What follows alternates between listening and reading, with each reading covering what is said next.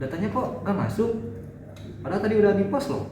Coba kita cek status kodenya. Bisa jadi 200 oke, tapi isinya error. Ini pasti backendnya yang error. Itulah pentingnya pengujian integrasi API. Hah? Apa itu pengujian integrasi API? Functional testing itu penting, tapi integration testing itu penentu hidup atau matinya suatu proyek. Kalau responnya aneh, format datanya ngawur, dan autentikasinya tidak valid, bisa kacau semuanya.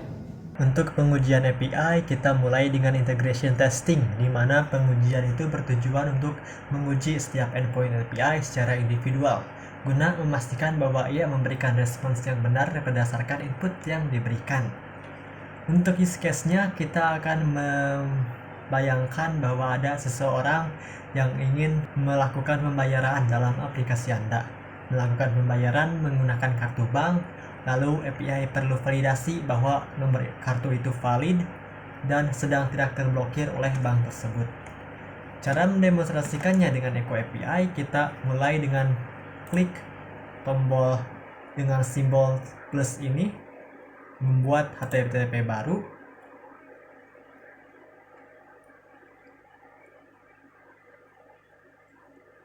Lalu karena kita akan mengirimkan data dari inputan user ke API, kita akan menggunakan metode POST.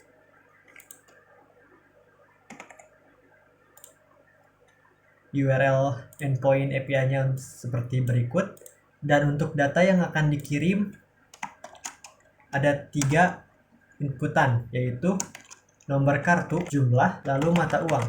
Kita akan mulai dengan kasus di mana kartu yang diinput oleh user itu tidak valid atau tidak terregistrasi dalam bank tersebut. Pada kasus nyata, data-data itu akan dikirim langsung dari front end, tetapi dalam konteks pengujian ini kita akan secara manual saja menuliskan nomor kartu, yaitu seperti ini.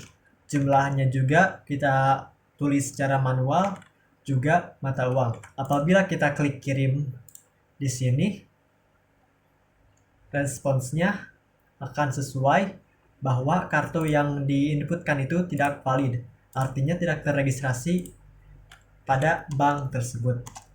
Apabila kartu itu terregistrasi tapi pada saat ini sedang diblokir, responsnya akan terdecline. Sekarang untuk pengujian di mana user itu menginput kartu yang valid dan juga tidak terblokir, kita ubah nomor kartunya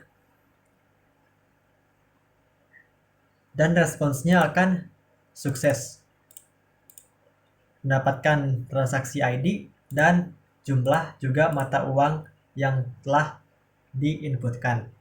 Oke, jadi skenarionya login, ambil data, update, lalu verifikasi ulang. Aduh, error lagi. Coba lagi, tapi kali ini pakai end-to-end testing yang benar. Simulasikan alur nyata pengguna dengan cuma endpoint satu-satu. End-to-end apalagi?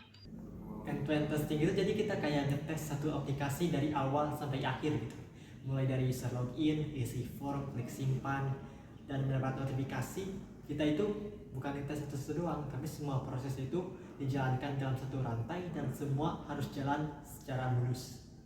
Selanjutnya kita akan mendemonstrasikan yang namanya pengujian end-to-end, di mana pengujian ini mensimulasikan skenario pengguna nyata untuk memastikan bahwa seluruh sistem bekerja dari awal hingga akhir. Kasus yang akan kita gunakan untuk pengujian ini yaitu seorang user yang baru saja daftar dan akan langsung masuk ke aplikasi kita itu dengan akun yang telah dibuat. Data yang dibutuhkan untuk mendaftar yaitu nama, email, nomor HP, dan juga tentu saja password seperti berikut. Apabila kita klik kirim,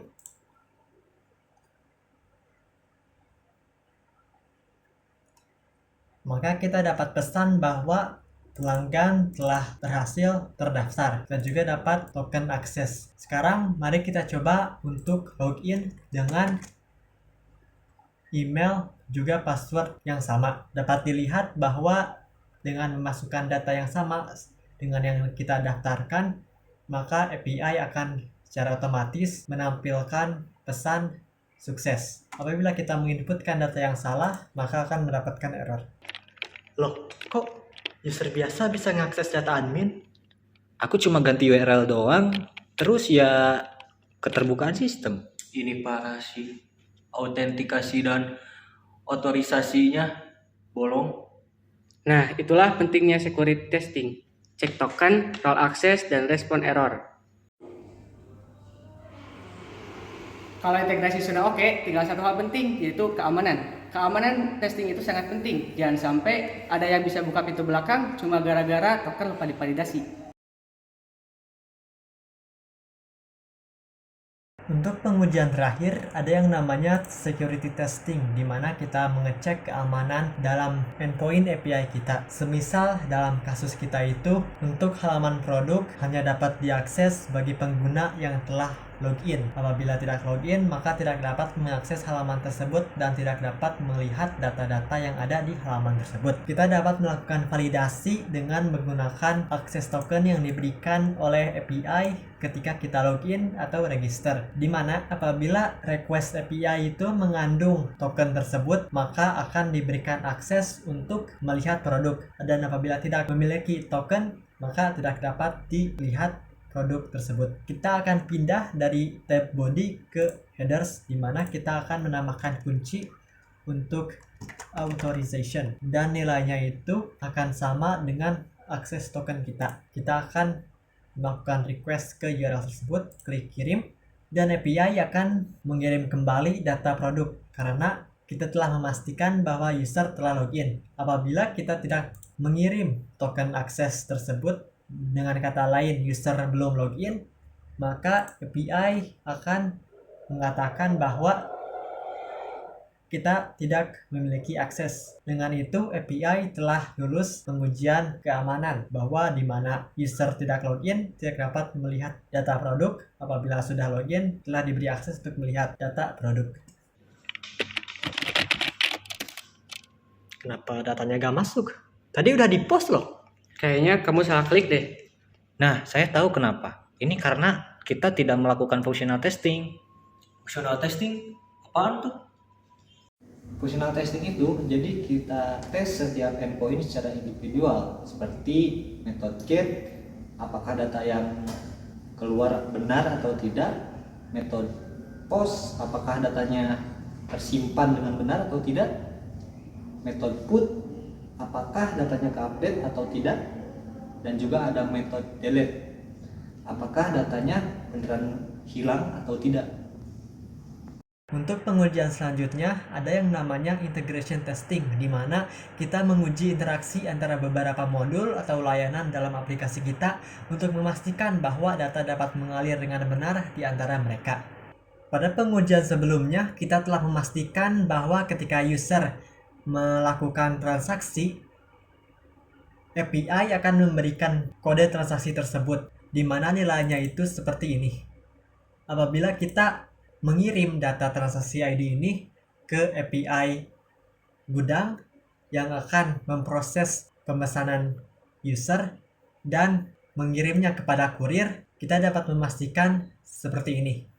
Apabila kita klik kirim, API akan memberikan kita status approved, juga kode order, di mana kode order ini dapat kita gunakan kembali di modul lain dalam aplikasi kita untuk mengecek lokasi pemesanan user itu telah sampai di mana.